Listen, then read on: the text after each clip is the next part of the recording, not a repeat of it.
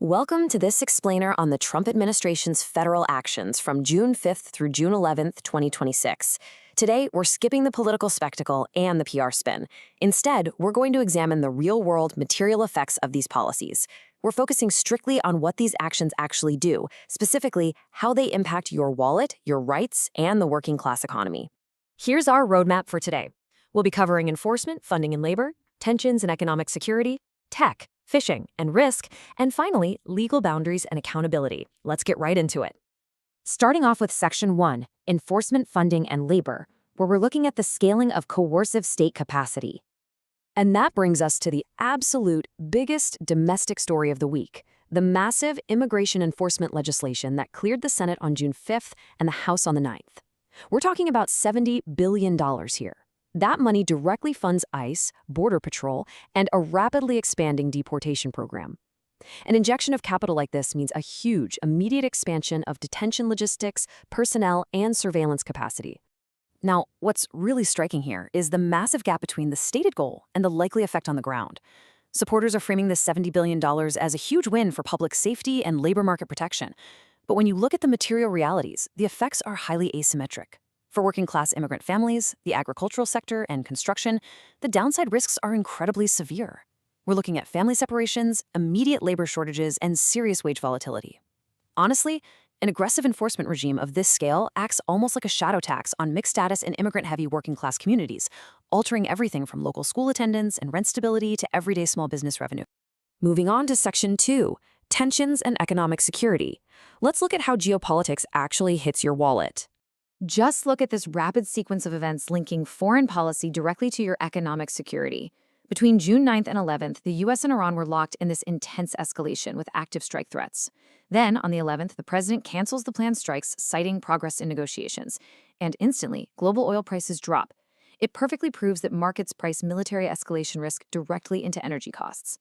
The underlying conflict wasn't even resolved, but the immediate market relief was absolutely undeniable. So the crucial takeaway here is that international posturing has a direct pipeline to household costs. If this conflict flares up again without a concrete, verified agreement, the immediate impact for you is higher costs at the gas pump and the grocery store. High diesel and domestic shipping expenses inevitably trickle down to make food distribution more expensive. When we talk about war powers and international conflict, we are really talking directly about working-class inflation and your monthly budget. All right, Section 3, Tech, Phishing, and Risk. This is all about how certain policies create concentrated gains for a few, but push diffuse risks onto the public. On June 5th, the administration issued National Security Presidential Memorandum 11, or NSPM 11. This directs the national security enterprise to rapidly accelerate AI adoption.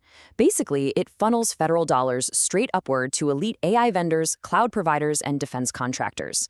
Now sure, the memo says AI shouldn't be used for unauthorized surveillance, but the reality of implementing that is incredibly messy. The public is the one left absorbing all the risks here: potential surveillance overreach, terrifying autonomy errors in weapons systems, and massive procurement waste. And since these are classified systems run by private vendors, it's practically impossible for the public to inspect or audit these risks in real time. We're actually seeing a really similar structure of risk and reward in the June 11th proclamation on Pacific commercial fishing. The administration reopened parts of the Mariana Trench and other marine monuments to U.S.-flagged commercial vessels. The winners here are super easy to identify: specific commercial vessel owners, their crews, and regional fishing businesses. But the risks? They're dispersed across the public. We're talking marine biodiversity loss, habitat stress, and weakening the precedent for protected areas. The administration claims existing fisheries laws are enough to handle it, but without strict enforcement, the default failure mode is just overfishing and serious ecological damage. Now, for a direct contrast, let's look at a policy passed on June 9th that actually offers genuine benefits for workers. This is S2393, authorizing a major VA facility in St. Louis. This is exactly the kind of tangible public service investment that aids working-class households. It brings highly concrete benefits to a specific area: better healthcare access for local veterans, direct construction jobs, and real facility modernization. Interestingly, on that exact same day, a bill was signed requiring a GAO report on esophageal cancer. While a report obviously doesn't treat patients today, it's a real step toward finding gaps in medical care. It's a stark contrast to policies that just write checks to elite tech vendors. That brings us to Section 4, Legal Boundaries and Accountability. We're looking at institutional pushback on executive power. We're tracking a couple of major legal bottlenecks from this week. First, those Iran strike threats we just talked about. The core concern is whether U.S. hostilities actually have congressional authorization. Both the House and Senate are advancing war powers resolutions, putting Congress and the administration in a direct constitutional tug-of-war over war authority. Second, that Pacific Fishing Proclamation, it modifies protections issued under the Antiquities Act. That opens the door to severe litigation risk from conservation groups, who are going to argue the president literally cannot materially weaken prior monument protections without Congress stepping in. And we're seeing aggressive checks on executive branch control in the courts, too. A federal judge just extended an indefinite block on the administration's proposed $1.8 billion anti-weaponization fund. Even though the government claimed it was going to abandon the plan, the judge demanded a legally binding sworn declaration formally ending it. Remember, this fund started from a lawsuit over IRS tax return leaks, making it this tangled web of personal grievances, taxpayer money, and really high corruption risk. Basically, verbal assurances weren't cutting it. The judiciary demanded binding legal proof.